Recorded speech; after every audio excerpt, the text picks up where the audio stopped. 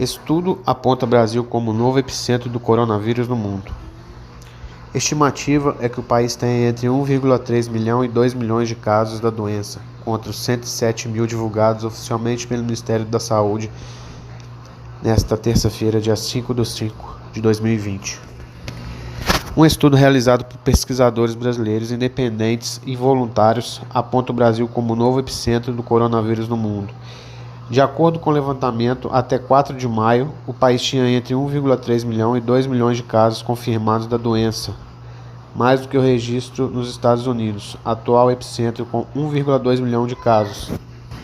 O número apresentado no portal Covid-19 foi calculado com base em modelos matemáticos que tem como base a taxa de letalidade da Coreia do Sul, um dos poucos países que tem conseguido realizar testes em massa, o que sugere que o índice seja mais próximo do real.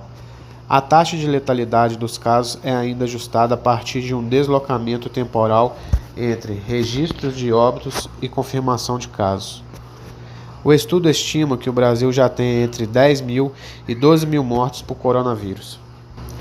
O Brasil é hoje o principal foco da epidemia no mundo. O atraso nos resultados e subnotificações nos levam a lidar com números muito distantes da realidade. Não estamos conseguindo gerenciar a pandemia. O que estamos fazendo é apenas lidar com os casos de internação, mas sem nenhum cenário preditivo, explica o responsável pela pesquisa, professor Domingos Alves, da Faculdade de Medicina de Ribeirão Preto da Universidade de São Paulo, USP, que integra a equipe do portal Covid-19. O próprio Ministério da Saúde admite, porém, que apenas pacientes internados são testados para coronavírus no país. Os casos permanecem em investigação. O próprio Ministério admite, porém, que apenas pacientes internados são testados. Os casos de assintomáticos ou pessoas com sintomas leves não são sujeitos a testagem e, portanto, não são notificados. Pacientes que precisam ser hospitalizados por Covid-19 giram em torno de 15%.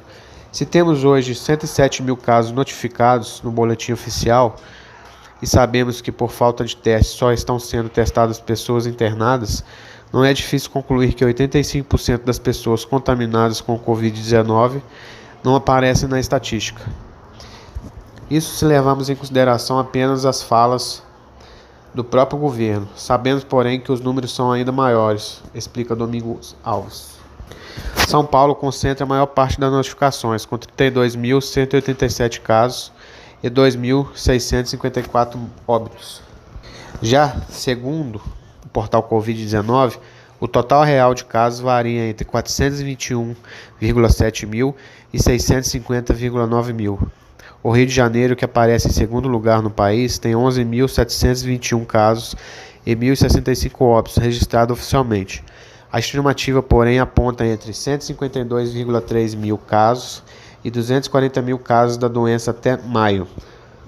O que mais nos preocupa hoje é o número de casos ocorrendo nas cidades do interior, com uma infraestrutura muito menor que a observada nas capitais. Isso pode fugir do controle dos gestores estaduais. Isolamento e lockdown. O Brasil tem hoje uma taxa de distanciamento de 50%, muito abaixo da considerada ideal, que é em torno de 70%. Ainda assim, os números mostram que o isolamento praticado até aqui reduziu o número de mortes no país, que poderia ser ainda mais alarmante. Estimamos que os números de óbitos seriam de 3 a 4 vezes maiores se não tivéssemos esse nível de isolamento, explica Alves.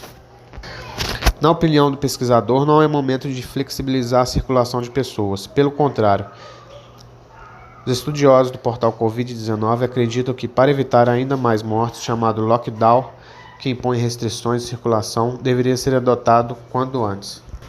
Se formos rigorosos agora, talvez daqui a um mês possamos tomar medidas de relaxamento, como o que está ocorrendo em Portugal, Nova Zelândia e Alemanha.